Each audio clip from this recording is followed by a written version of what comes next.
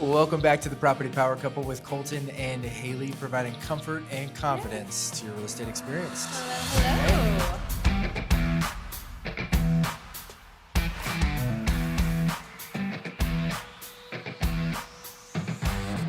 Well, today we've got a special treat. We are honored, so happy that Keith Robinson, the man, the myth, the legend, is here with us today, the co-CEO of NextHome, our wonderful franchise.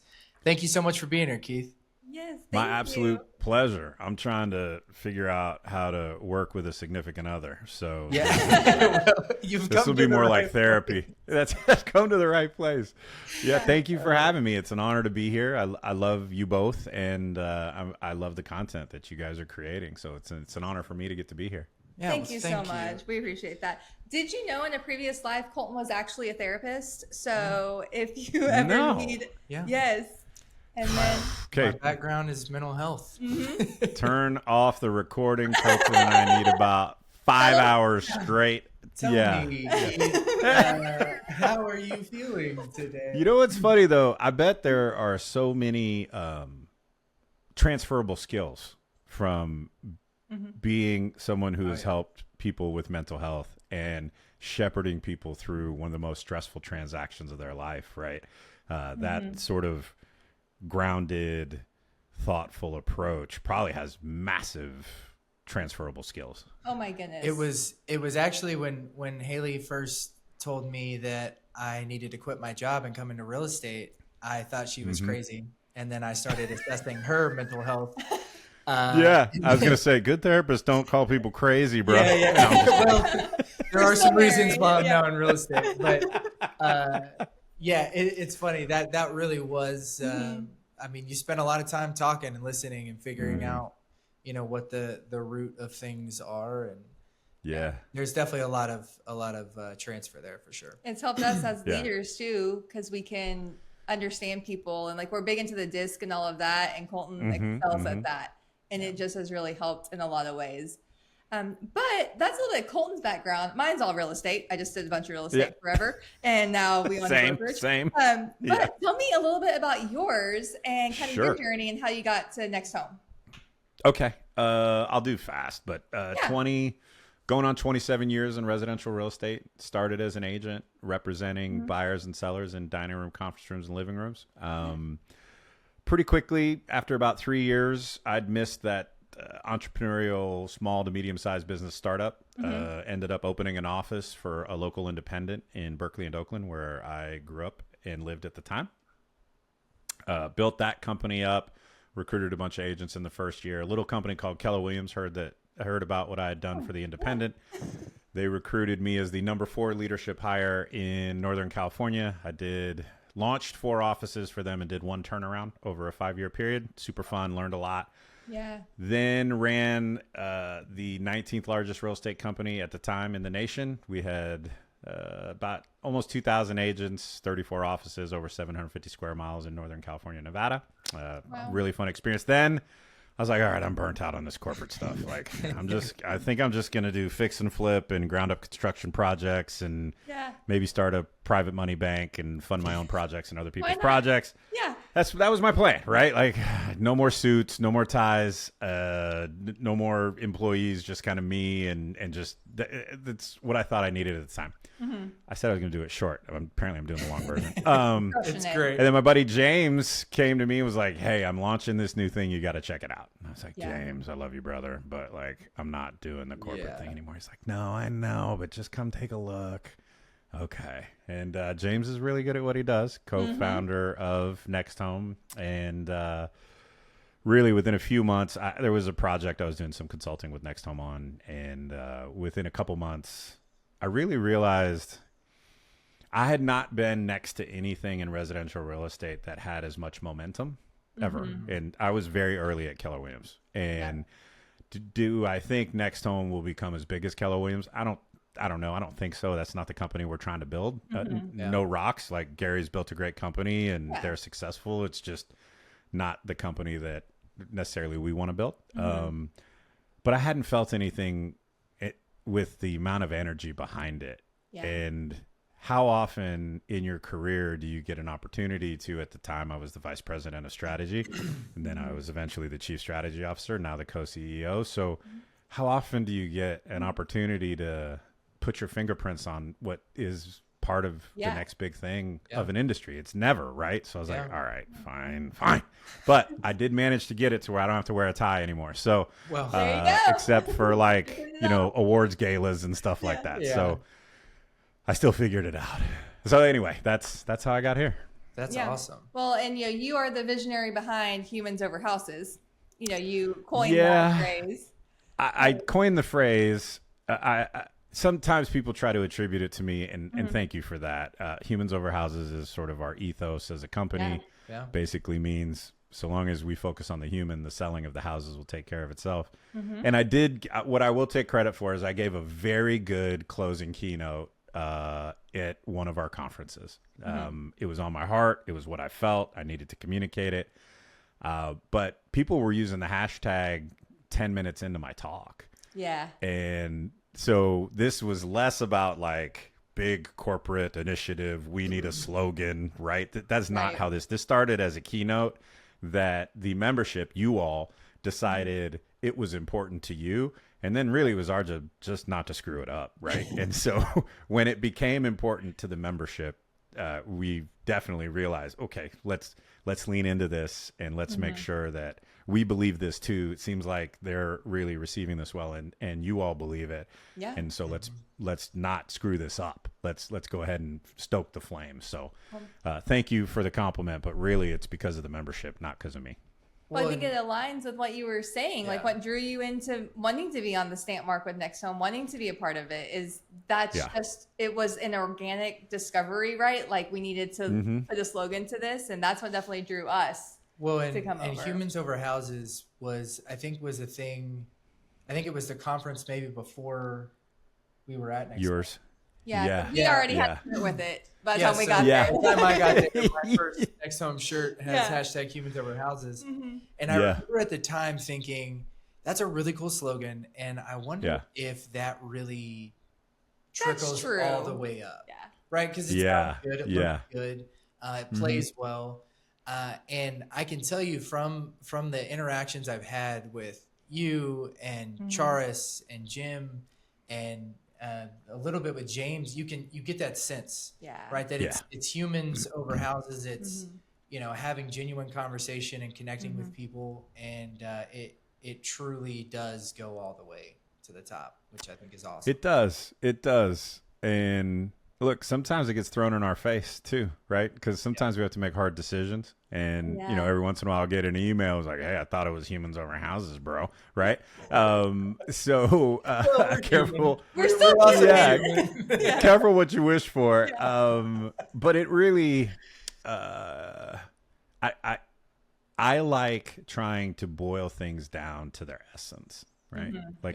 What is not the truth of the thing, but like what is that sort of the simplest explanation is usually the correct one, right? Yeah. And so as we distill it all the way down, what do we do in the residential real estate industry? Well, we shepherd people through one of the most stressful decisions of their life. That's what we do. And we just happen to monetize that through the sale of a home. Right. Yeah. But we don't actually sell a home. That's for new home sales reps. Those folks selling homes, right? Yeah. We shepherd people through a stressful transaction. That's a different skill set, different thing to be focused on. And so I think that's why everyone sort of believed in and latched onto Humans Over Houses so strongly. Yeah. And I think, I mean, it's what drew us. And then it's a great reminder daily. It's on the wall. It's on the paper. It's on the thing. And so we're going, you can't get away from it. Yep. Let's do that. Yeah. Let's do it. So it's been a great mark for us. And so it also and I'm sorry if I'm belaboring this too much, but I also am a business strategist. Okay. Right. So as I think about the business, just to go ruthless business logic for just a minute, right? What's the most defensible position in residential real estate? Well, it's not for search, right? Zillow kicked our butt at that, right? So everyone searches on Zillow or Redfin or one of these portals. Yeah. They don't search on our agent websites. So, Right. but we never said we were the best technologists or the best website builders or the best search creators. Anyway, that's not what we're best in the world at, right? Right. Yeah. So what's the most defensible position? Just ruthless business? It's the human being. Yeah. That's what we're best in the world at. That's what we're really, really good at. And the rest of it, honestly, some of it we're not very good at, right? So let's focus on what we're best in the world at, and let's defend there. Yeah. And Yeah. then the industry is going to do what it does. But I'll win. I'll build the wall. I will stand on it, and I will fight with you and anyone else who wants to, shoulder to shoulder. Yep. And we will win at the human being in the transaction. And let Yep. all the noise and CCP just got announced and the Another lawsuit thing. settlement before that and all the noise, right? Like, it's important. We need to pay attention, all that stuff. But so long as we focus on the human being in the transaction, taking care of them at the highest level and putting their interests above our own, I'll compete with anybody. If Zillow wants to open a brokerage tomorrow, I hope they do, because I will kick their butt all over town. Because if a tech company is better at taking care of the human being than my company, I should lose. Yeah. But I won't. You won't. So Not like that one. it also has the benefit of good, sound, fundamental business logic too. It doesn't just look good on a wall. It's also where we can really win as an industry. Oh, Yeah. absolutely. Absolutely. And I'm going to change us in a little bit of a different direction because Okay, good. you read a lot of books. I do. Right? I do. How many books have you read so far in 2025? Do audibles count or not? Because everyone feels differently. We're going to count them. We're going to count them. I have it. Okay. Yeah, we can count We're going them. to count Oh, 'em. no, it's okay. I'm fine with either one. So let's see. I have completed, I'll give you both numbers. I've read, not audibled. I don't want to misquote. It's at least 6 books Okay. this year. And then I've probably audibled another 7 or 8. Yeah. Nice. So I audible on the treadmill, and just in case your listeners wanted to know, I enjoy a sauna. Like, they I could love a probably good care sauna. less. Me too. I've got one in the bathroom We have one in the garage. yeah. So I mean, I'd say 2 to 3 times a week I'm jumping in there, and then 2 to 3 times a week I'm jumping on the treadmill. So I can just consume a lot through Audible. Yeah. So I don't know what the combined number is. Probably 12 or 13. Awesome. Well, I'm very proud of myself then because Haley really just wanted to plug I your just wanted number. to. I just wanted to. Oh, okay. Well, all right, let me. read- Okay, so Haley, how many have you read? Yeah, Thank here we you go. for I'm about to get my ass asking. kicked. I have Yeah. No, physically you're welcome. read 17 books so far in this year. Dang, how many kids y'all got? 1. Okay, so I have 2, so really mine count as double. Okay, that's fair. Also, I was okay. So basically, yeah. I can't. Yeah. Okay, so a couple, maybe 3 of those are like Audible. We tend to do like fun, like in the car rides or things like that, or like Audible Yeah. will be more my like business stuff. But then I just got so tired of technology and everything else, so I started like physically reading books, and then they finally convinced me that like I can read it on my iPad. I can use the Kindle app, Same. and that Yeah. just started like powering through them because it was always with me. And I use reading as my relaxation time, so I'm still a physical book guy. This is the one I just started. I read this one. I forgot I read this one, so this should be in the count.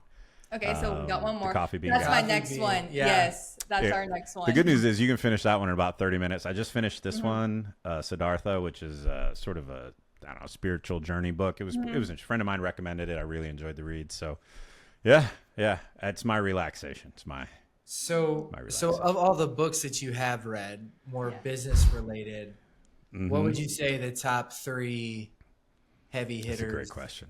Yeah. Okay, I get asked this a lot. So I will give you every year I not track, but I just kind of pay it. I gift books a fair amount. And so I'll give you my most gifted books over the last few years. Okay. Yeah. How about that? So one, and sadly 2 of these are very popular and have made the rounds, and most people listening probably will have read them. But one is Atomic Habits. It's phenomenal. Really, the big aha I took away from that was starting small. I've been working with this working on my 13-year-old with this new sort of habit creation and formation, right? So don't say you're going to go run a marathon. Say you're going to walk to the end of the driveway. But say you're going to do that 3 times a week, right? Now, the beauty of that is, well, once you put the damn shoes on and you get to the end of the driveway, you're probably going to keep going. Yeah. But giving yourself permission to go to the driveway, because some days, I'm not going to lie, all I have in me is enough energy to get to the end of the driveway and back. But I've honored the commitment that I made to myself, right? So Atomic Habits, huge one. Last year, Unreasonable Hospitality by Will Giardi. I don't remember. Yeah, that one's on my list, but I haven't actually read it yet or consumed it. I have not consumed it. It is not every great business book is highly transferable to residential real estate. Right. That one is. So that's one of the reasons it's my most gifted book. For last year, it's phenomenal. In fact, I gave away so many of those. My wife, thank you, honey, if you're listening. She runs to the post office to drop my gifted books in the mail. I was giving it away so many at one point that the nice guy at the post office asked if she was an author. He was like, "Is this your book? Like, are you the author?" Yes, thank you. Yeah, right. And then. This is the one that I usually recommend. It's called the Stoic Challenge. I've been studying, reading, practicing, working on Stoic philosophy for probably 15 years now, and it's probably my favorite. Stoic philosophy can feel a little intimidating, and not everybody. So anyway, it's the best foot in the door, if you want to learn a little bit about Stoic philosophy, primarily the parts about pausing before you react. That's the biggest learning that I've gotten from Stoic philosophy. One of my business mantras is how you feel is often a terrible indicator of what you should do, right? And so pausing to think before just reacting it's a superpower. And Stoic philosophy, there's other ways to get there, but Stoic philosophy has helped me get there a lot. And so the Stoic Challenge is one that I recommend and give away a lot too. I love that. Very That seems cool. like a great book for you. For you. I love that for you.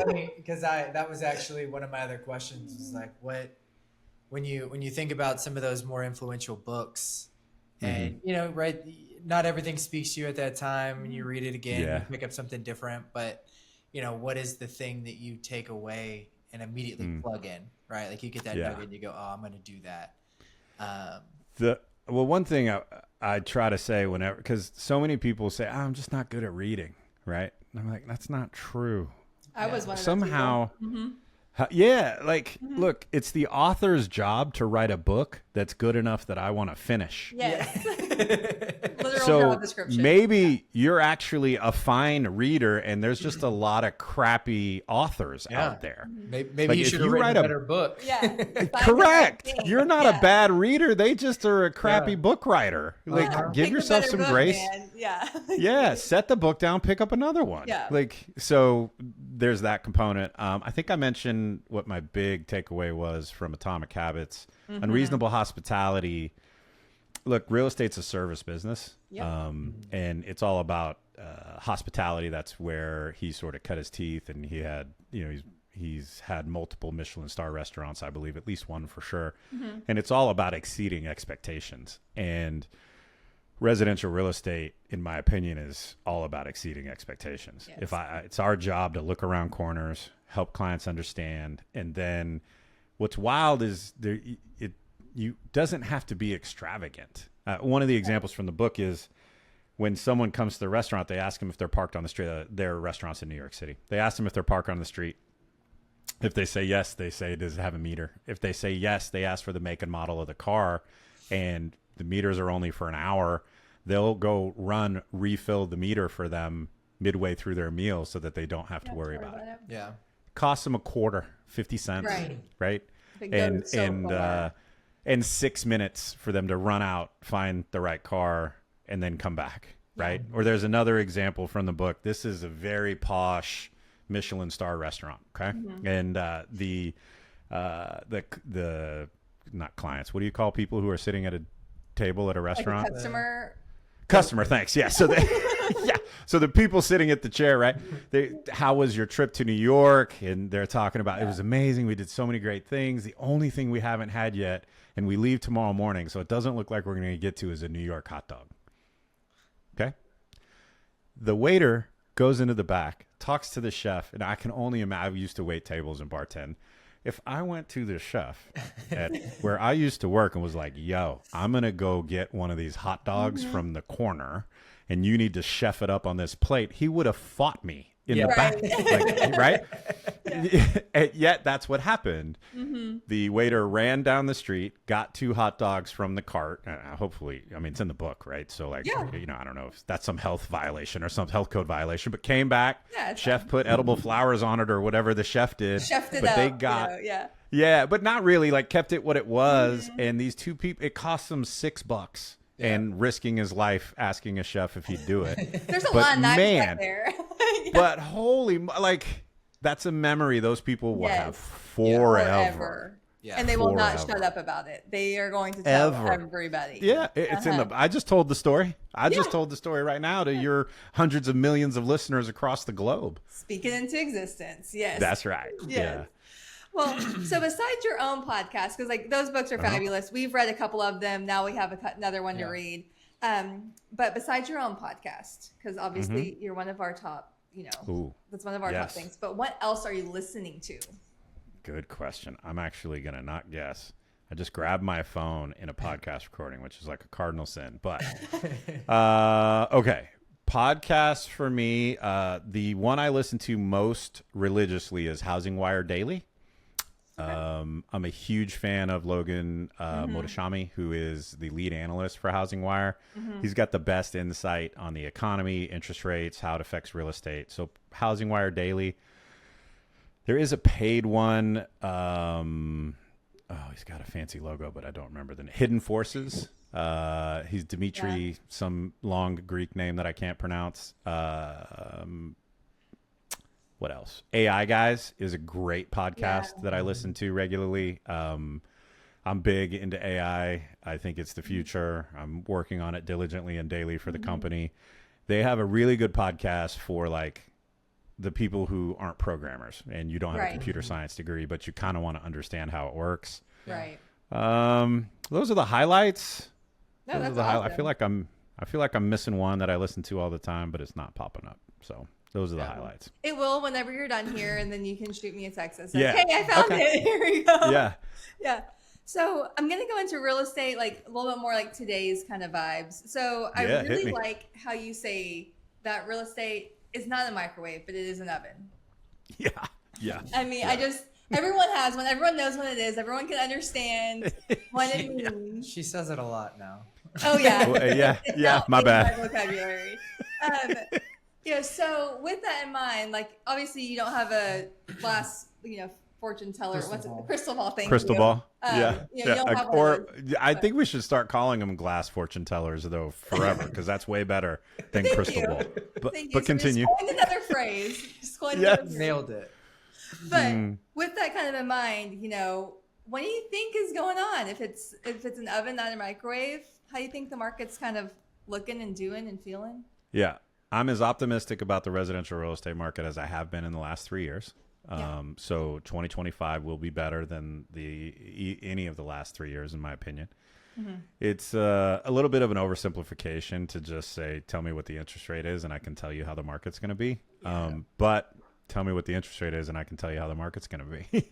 We have enough data points now to show last year rates got to 6.5 and then bounced between 6.5% and 6% for a good 3.5 month period. Magically, that was the most robust 3 months in the housing market we've had in 24 months previous, right? So there's some statistics there and some learning that we can take from that, because people are interest rate sensitive, but it's more about the pace of change than the real interest rate, right? Meaning if they feel like rates have stabilized and they're stabilized lower, they're more likely to transact. Now that's just been true as long as there has been humans and people borrowing money. So I think we've learned that the last 3 years as an industry in residential resale, excluding new home sales, we've done about 4 million transactions, 4.1, 4.2 million transactions every year for the last 3 years. So that's how many transactions we'll do a year where people have to move, right? Those are the have to moves. Those are the job transfer, relocation, Life third change. kid in a 2-bedroom, divorce, right? Someone passing away, whatever. So we have a bedrock of 4 million transactions. And what we've learned is we're going to do that many every year, even if it's bad. Okay, well, that's a good thing to know. And historically, we've done 5.3 million transactions. So we're about 1 million transactions off of what I call not opportunistic, but like I'd like to if it works. I don't have to, but I'd like to. And we've lost all of those people in the last 3 years. We're going to get some of those people back this year. If interest rates cooperate. And that will mean more inventory on the market because many people who want to buy a home have a home, right? So we'll get more inventory on the market. That's a good thing. We haven't had enough. And then we'll get more buyers in the space, which is also good. Yeah. So I'm optimistic that the unit count this year will go north of 4.2 million. And, do I think we'll get to 5.3? No, I do not. But do I think it will be better than we've had in the last 3 years? Yes, I do. How about this for a hot take? Real estate values are going to stay flat to slightly decrease depending on the market. And I think that's a good thing. Now, no one in real estate normally says into a microphone that they think that's a good thing. So I'll unpack that if you'd like. Please. Yeah. Some parts of the country have had 50, 60, 80% increases in home values in the last 3 years. Y'all, that is unhealthy. Yeah. Okay. Anything that grows and just anything that grows too fast is unsustainable. So if a tree grows too fast, it doesn't develop the root system that it needs, and big strong winds knock it over, right? Yeah. And that's how you get 2008 by having a long extended run up of property values just going up and to the right forever at some insane rate. Yeah. So the market's slowing down to take a breath. And we have a few states where I don't think real estate's gonna crumble. I think it'll be up single digits or down low single digits across the country, but it'll be reported like it's the end of the world. Yeah. Okay. Yes. Now that has more to do with media than anything else, but it's healthy for the real estate market to take a breath so that affordability can catch up to your point, which you mentioned. And then just for general health of the industry, we need to have moments where it takes a breath. And so if this is that year, I'm totally okay with that. If we can get unit count up and values flat, that's a huge win for the industry. Yes. Yeah. Yes. And then it's getting the seller to understand that. And then Yes. And in case the seller's listening, this is not the time to test price. Yeah. So what I'm experiencing is properly priced, properly marketed homes sell quickly. And the improperly marketed or improperly priced homes are sitting. And we're seeing our inventory increase because sellers are being unrealistic about price. And then you get 10 of those 1 month, and those are all hanging around. Then the next month you get 10 more. Well, now I have 20 listings sitting on the market. And then the next month I get 10 more. Well, now I have 30 listings sitting on the market. And you can see how this can expand exponentially. Yeah. So most of the inventory growth, not most, but a decent percentage of the inventory growth is actually this age inventory of unrealistic sellers that's just sitting out there on the marketplace. That's not helping anybody. So either take it off the market and decide it's time to not sell, or get serious and price it at a place where you get the activity and the attention that you need. Yeah. Yep. We're doing a training on that tomorrow. So we'll do a recap on the next episode so everyone can hear our strategies on that and how to stay aggressive with your client and give them a plan that allows you to explain, if we do this and then these 3 things happen, it's time for this. And so, it's just communicating with your client too. Yeah. Because people hear and listen to the news and then they want to do what they want to do. Yeah. I mean, it's just. And I don't fault a seller. Every property I've ever sold, I wanted to get as much money as I could. Yeah. Absolutely. Every time. So I'm not like, I get it. But if you've been on the market for 3 months and you're still at the same price, you know, what's the definition of insanity? Doing the same thing and expecting a different result. Yeah. Yep. So, absolutely. I mean, I'm no therapist, but I've read that before. Well, it checks out. Is it true? It's Is it true. true? Okay. Okay. Yes. You got that one right. All right. Go ahead. So, always having changes in real estate. You mentioned clear cooperation, another change brewing. I know. Well, I guess I don't know. My question is just overall. You know, you don't have to unpack it completely. Just good. curious. Yeah. You know, if you've got a little elevator pitch, kind of what you're thinking. I do. It's it's a tough one to elevator pitch, so it's woefully incomplete when I elevator pitch it. But look, there was a big debate within the industry around seller's right to choose and then what's in the best interest of the seller. Okay. And the debate basically fell along two lines. One is seller's property, seller's choice. They should be able to do whatever they want to do. Hard to say that that's wrong, right? There is a bedrock of truth to that with an asterisk. Then the other one was if you want to get the most money for your property, you should expose it to as many people as humanly possible. And that means it should go on the portals, the Zillows of the world. It should go everywhere. Right. Any and everyone should have access to see the property, understand the features of the property, and how they can show it to their buyers who are approved and ready. Okay? That is also correct. That is also true. So those two things are both true. Yeah. Do sellers ever want to sell their home for less money than they can get? Yeah, they do it all the time. Right? It's if you have an offer, tomorrow, just bring me an offer. Yeah. If you have an all cash offer with no inspection contingency and a 7-day close, but it's less than something that's 103% financing and a 2-month close, you might take the first one. Or maybe you're selling your house and a therapist and a real estate agent are buying your house, and you like, dang, I remember when we were at that phase in our life, and I want to help them. So I'll take 15 grand less for my house than, some investor that's going to turn it into a rental. Right. Okay. So sellers should have the right to make less money to take less money for their home. What's important to me is that they know that they're doing that. Right. And so this came from sellers should have the right to keep their properties off the portals. Sellers should have the right to not have their property be fully marketed and fully exposed to the marketplace if they choose that, right? Right. The example that they would give is Taylor Swift doesn't want her house on Zillow, right? Makes sense. Taylor probably does. I don't know her, right? I'll text her and ask her, but she probably doesn't want her house on. Yeah. Sure. Yeah. But how many Taylor Swifts are there? Yeah. There's one of one, right? Yeah. So big debate. Basically how it all shook out was NAR sort of ducked it a little and said, okay, we'll create they didn't call it this, but we'll call it a deferred marketing plan. Call that seller's choice in air quotes.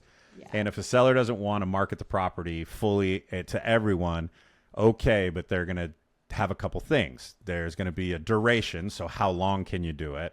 And then there's going to be a disclosure that you have to sign that says you understand what you're doing. Okay. Right. Yeah. So those NAR came out, NAR came out and said, we'll have this delayed marketing plan, but it's at the MLS level. So at the local level, each local area now has to come up with how long you can do it and what the disclosure, how it's going to read and what it's going to look like. Right. Because if it was, say, 2 weeks or 7 days or less, I'm fine with it. Right. And if it was in 200-point font and said, yo, if you like less money, right? If you're fine with less money, I'm fine with doing it this way. Just sign here. And that was the disclosure, then cool. Yeah. People have the right to kind of not to do whatever they want to do, but like I'm fine with it. So long as the disclosure is well written and the timeline's well written. The problem is that's going to vary widely depending on the local area. Yep. And if it's 2 months or 3 months of this sort of quiet period where it's not fully exposed, that's not good for the seller most of the time. Yeah. And they should understand that if they're choosing to do that way, they're leaving money on the table. And if the disclosure doesn't read that way, then that's not in the best interest of the seller. And I can't talk about the importance of humans over houses and then be okay with things that aren't good for the humans in the houses. That are in the house. Yeah, literally. Yeah. I'm not a fan. Let me just start with, I'm not a fan. I don't think we needed it. I understand why NAR had to do it. NAR had to do it. They just lost a lawsuit for almost $500 million, and it was about sellers having choice. Right. Yeah. So when some folks in the industry started making a bunch of noise about sellers should have choice, well, yeah, not surprising. There's something called recency bias, right, therapist? Right. And recency bias means I'm very afraid. The bad thing that just happened to me, I'm over worried that that's going to happen to me again. Mm-hmm. And so, of course, NAR had to do something. I understand that. I wish they didn't. But we are here. We are where we are. So it's going to be. This fight is really now at a local level. And I will like what some of the local level people do a lot, and I will really dislike what some other local MLSs and municipalities do. Yeah. And so it's going to be a case by case basis. Yeah, absolutely. I'm obviously nervous for how it affects me, my buyers, my clients, right? Because part of our listing presentation is we syndicate to everything. Your house is going to be out there. Anyone that's looking on a website we've never even heard of is going to see this house. Right? Right. Like that's part of my pitch. And they're always like, yeah, sell it. That's why you're here. You know, so start with, but don't change your pitch. Keep it the same. Yeah. I don't plan on participating in that. I want your house to get sold. Yeah. For the people, look, if there's any agents listening, if you've never done this whole thing, don't start now. Right. Just keep doing what you've been doing. Yeah. For the weirdos who have done this, they now just got another way to do it. Okay? Right. And depending on how that's done at the local level, but for a vast majority of the industry, they don't want to do it. They're not fans of it. They understand that a property needs to be exposed to as many human beings as possible. And the more you do that, the better chance you have of getting more offers. Every eyeball means more buyers. Every buyer means a better offer. And just keep doing what you're doing. Yeah. It'll be interesting to see how it plays out with some of the technology, because obviously we all spend money on making sure that our websites syndicate, and we make sure that everything is everywhere and visible, and making sure that I check all the boxes in the listing to make sure it goes everywhere. And, you know, that's going to take time to kind of see how it plays out. You know, if it keeps going like how we go, we're good. Yeah. I don't think... Look, it will be more than zero number of agents who change the way they do it. Okay. So it's not a non-event.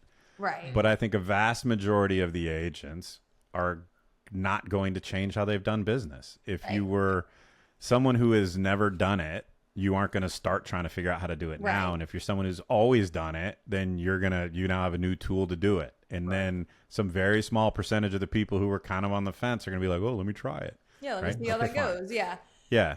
But I just, it hinges the two pieces for me. What's the duration and what's the disclosure? You tell me what those two things are. I can tell you how I feel about the change. Yeah. And it just happened like a day and a half ago. So we'll see. Yeah. We'll see what's literally a day and a half ago. And the MLSs have until September 30th to implement the change. So there's nothing happening tomorrow. There's time on this. Yes, and thank goodness, because, man, we had plenty of changes recently, as you are aware, and they just kept coming. We always laugh that the first contract change after all of this happened over the summer was literally the day I was in the hospital. And so we're like, oh, cool, new forms today. Yeah. Yay. Great timing. Yeah. And then the next one was like the first day of school. Perfect. Yeah. Perfect time for this for a bunch of realtors. This is great. It's always one day This is... Third one, Christmas Eve. Perfect time. This is a great idea. Perfect time. Yeah. Yes. So at least we have some time for this one. We have to kind of laugh at how they just keep coming. But they do. And I mean, the one thing constant is change. And you can't, that's why I try to anchor back into, if you just focus on the human being and like, let that be your North Star, then like what and how I should do things becomes a lot easier to know. It might be harder to do, right? But it becomes a lot easier to know what to do. And then you just got to go execute on it. Yeah. just changing and changing. Yeah. Although, like, if we could not change something for 6 months, I'd be a fan. Like, I'm tired of doing these long, boring webinars about paperwork. Like, that is not why any of us got into this business, to learn new disclosure items. Let's just add another one in there. But anyways, Yeah. we'll kind of wrap it up because we Cool. can talk to you forever about all of this stuff and keep going. Well, you can have me on again. I'll come anytime. Okay, it's recorded, Keith. Yeah. I mean, Yeah. I said it. I said it. I meant it. but just kind of last thing, like, you talk a lot about mindset, and I think it's funny. I don't know if it's funny, but you relate it to boxing a lot, right? That's one of your other passions, and how you can't just play at real estate. You can't just play at boxing. And right off of that, there's change after change constantly. Deals are falling apart. Clients are mad.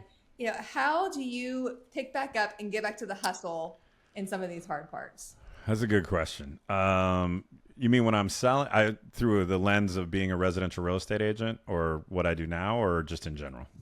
Let's just kind of go in general, kind of cover it all. But if it leans towards agent, that's okay. Okay. One thing as an agent that I had to learn to do was reward myself for the small wins, and try to, because if the only real estate's this weird, as a real estate professional, like, you really only are told you're doing a good job when you close the transaction, right?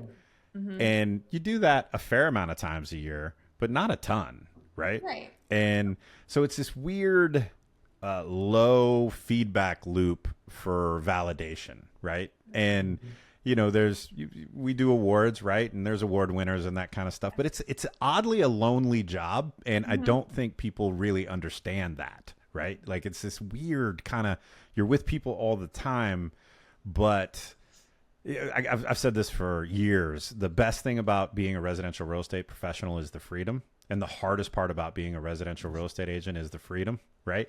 And so giving yourself little wins, like, every time it began early in my career, I didn't have any listing I'd never been on a listing presentation. So I was like, okay, every time I go on a listing presentation, then my girlfriend at the time, I was like, we get to go out to dinner that night or the next night, and it's date night, and we're going to go out to dinner, whether I get it or not. But the fact that I secured a listing presentation, date night, right? Yep. And that, I had to find ways. This is super nerdy. If I achieve my goals for the month, I used to take Fridays off when I was an agent, and all my friends were not real estate agents. So I was basically just, kind of like by myself till 3 or 4 in the afternoon. So if I had achieved all my goals and everything for the week, then I would go to a bookstore, nerd. And then there was also a movie theater right next to the bookstore. And I would pick a movie that I wanted to see, and it might start in an hour, it might start in 2. And then I would buy the ticket for the movie. I would go wander through the bookstore, maybe pick up a book and read it, possibly buy it. Then I would go to a movie by myself, super nerd. And then I would go hang out with my friends, right? But that getting to go to the bookstore and getting to go to the movie, like, it felt like, I did it. I did it this week, and I can reward myself. So from an agent standpoint, it's fine. You got to find those little wins and celebrate them. You can't go too crazy. A matinee and a book, I was total, this was a long time ago, total I was probably spending $15, right? Now it'd be 40 or whatever. But I was thinking $50, not bad. Yeah. This is 27 years ago. So there's that component, find the little wins. The other thing too, and this one is a little less maybe feel good, but like, it's not supposed to be easy. Yeah. Who told you this was supposed to be easy? Like, this is a hard job, and you can be very handsomely rewarded for what you do, and you earn every freaking penny. Yeah. And so some of it is like, it's not supposed to be easy. So like, I don't care how you feel. I think I already said this once. How you feel is often a terrible indicator of what you should do in business, right? So if I don't feel it today, well, so what? Like, if I'm having a bad day and I'm in the boxing ring and you're across from me, you're not going to be like, well, let me take it easy. I'm sorry you're having a bad day. No, you're going to, you'd be like, you think you're having a bad day? Wait till I'm done with you, right? So like, that other person doesn't care how I feel. The real estate market doesn't care how you feel. It doesn't at all. And so there are things you get to do. Sort of back to that freedom, best thing, worst thing. Mm-hmm. You have to sacrifice a little bit of your freedom to the real estate gods to get your unfair share back. Yeah. And so what are the key things that you have to, your non-negotiables? I have to do these every day, every week, every month, whether I feel like it or not, whether it's too hot, too cold, too sunny, whether the patio bar is looking real attractive right now. And I can't wait to sit outside with my friends and have a couple beverages, right? Because I'm a fan. I like nice weather. I don't like. Yeah. So I remember also too, as an agent, everyone knows your schedule's flexible. So all your friends will reach out to you, be like, yo, I got tickets to this. I got tickets to that. Yeah. Right. Or whatever. Right. All the time. Yeah. And I want to go to that stuff. Yeah. Right. Yeah, of course. I don't have anything going on. So my rule for that was if I scheduled an appointment with a buyer or seller, then I could say yes to those impromptu things, right? And so my buddies would call and be like, oh, first pitch is at 1:05 and it's 10 o'clock, right? I'd be like, yo, give me an hour. I'm in probably, but I need an hour. And I would just start, calling past leads. Sometimes I would cheat and be like, yo, I know you're not interested in selling your house, but let me come by and talk to you about it on Friday. And he'd be like, all right, yeah, fine, because that way I can go to this baseball game. Yeah. So I would play these really stupid games with myself, but you've got to sacrifice a little bit of that freedom to get your unfair share on the other side. Yeah. That's awesome. Yeah. I laughed because we were like just kind of talking about this and just having that, and Colton's always like kind of looking at me like, you need a little bit more fire. What do we need to do? You need a little bit more fire today. Apparently I need to take you to a bookstore and a movie. Yeah. I mean, or as soon as she gets done with what she's supposed to have done, then you take her to me too. Sometimes it's rejection avoidance. Sometimes it's perfection is a curse, right? Who cares about why? What are the things that I have to complete today? Whether I feel like it or not, whether I have fire. Like, I don't care if you have fire or not. I don't. Just do it. Yeah. Like, do it with fire, do it without fire. Just do it. Just get it done. Like, you know what I mean? Like, don't have more fire. Have more consistency. I don't care about your fire. I hear you. Okay. No, I'm just no, that's not directed at anybody. Anybody other than you. Yeah. I'm just kidding. We all suffer from it. We all suffer from it, right? Yeah. Like that's been my thing with my writing practice. So like I started that this year. It's been a really fun experiment and exercise. I'm really enjoying it. Yeah. Some of the reason I'm enjoying it is I when I'm on an airplane a lot, and at the beginning of the year I use my airplane time instead of watching movies, I write, right? Yeah. And so I might write 3 or 4 pieces for my Substack on a flight. Yeah. And it's awesome. I've got like stuff in the can. It's all queued up. It's great. And then I don't get on a plane for a month. And all of a sudden I'm like, oh man, I better get on this. I don't. Hey, we need to go somewhere. Yeah, right. Or I need to just not go somewhere and kiss the kids on the forehead and go write some, and so yes, when I'm on a plane, it's very easy for me to write. I'm a captive audience. It's a fun exercise. Right. When it's the kids are finally in bed and it's 9:30 and it's been a long day, right? But who cares how I feel? Just go write something. It might be trash and you'll never share it with anybody. Okay. But put words into the Word doc and then keep it moving. How you feel is a terrible indicator for what you should do. Yeah. Right, that's definitely the slogan of this one. Yeah. We're going to use maybe. That. Yeah. All right, baby. You got any more questions for Keith? I don't think so. I do, but we're good. Can you ask about a superhero? What if you were a superhero? What superhero would you be?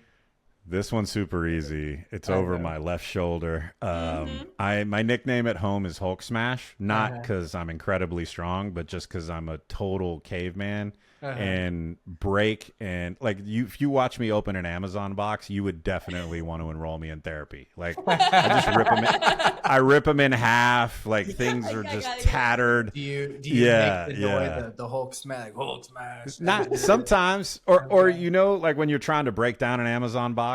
Right, I'll just punch it as hard as I can to get the tape broken, and then they're just like, "What are you doing? Hey, Hulk Smash, take it easy." So, Hulk would be mine. Oh, can I ask you guys a question? Sure. Yeah. I mean, I have a podcast too, so I'm a pretty good question asker. Yeah. Uh-huh. How do you two work together? Like what is the one piece of advice for a husband and wife, or it could be a brother and sister, right? But like you share a roof, you share a child, and you work together. Yeah. How do you do that? Well, I really like him, so that helps. Okay, that helps. I do really like him. She's really pretty. Thanks, babe. So that helps. Also, that helps both sides. But I mean, I think there you just experienced the difference between men and women, ladies and gentlemen. There.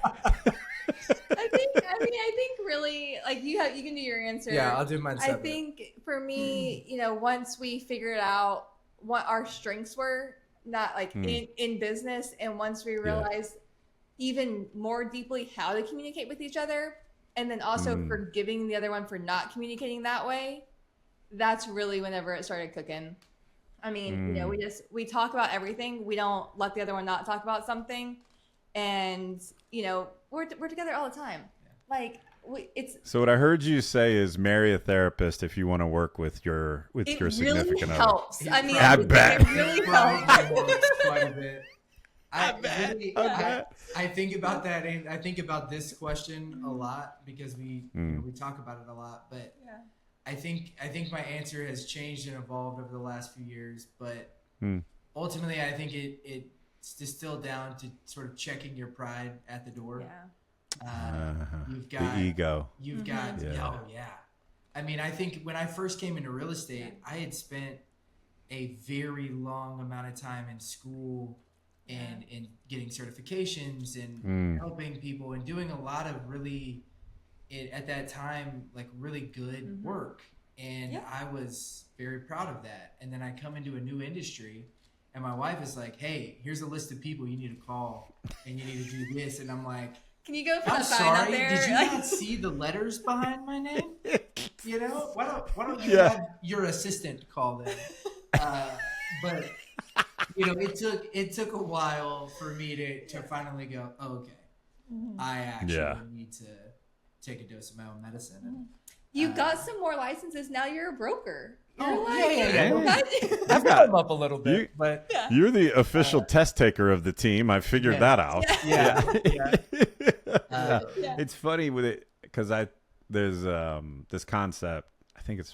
I definitely have read about it in Stoic philosophy, and it's sort of killing the ego, right? And the more that you can kill the ego and not react from that space, but react from other spaces, the sort of better your life is. So that's a really elegant and beautiful reminder for sure. Well, and you actually alluded to this in one of your Substack posts about kindness is your superpower. Yeah. And in there you said something to the effect of, I'm the what like was it? Essentially that there's I'm kind until I'm not. I'm nice till I'm not. Yeah. Yeah. And I think there's an interesting line that you have to find on both ends of that spectrum, right? It's a weird, like kind of like you don't know it until you see it kind of thing, maybe. Yeah. But it's good. It's really good. Yeah. It's not always easy, but we're out here making it happen, and I love it. We just keep taking on more, and we just keep on going. You're stuck with me. Yeah, you are stuck with me. The only way out is through. Only way I ain't out letting is you out of through. this thing, so yeah, we're gonna do it. Yeah. Well, but seriously, like, congratulations, because thank you. That's not an easy thing to pull off, and I love that. I know your podcast goes a lot of different directions, but that's one of the directions that it goes, and I think the world needs to. There are people, I promise, working with their significant other who are on the struggle bus and could use some help. And so I hope they find, your podcast and those conversations, because it's a trick. I mean, that's a magic trick to pull off for sure. So congratulations. Thank you very much. And thank you so much for joining us today. It was my pleasure. Thanks for having me. We will link everything, and we'll share your Substack and all that kind of stuff. It'll all be linked down here. So y'all follow, subscribe. All right. Yeah. Thank you. My pleasure. Thanks. Bye.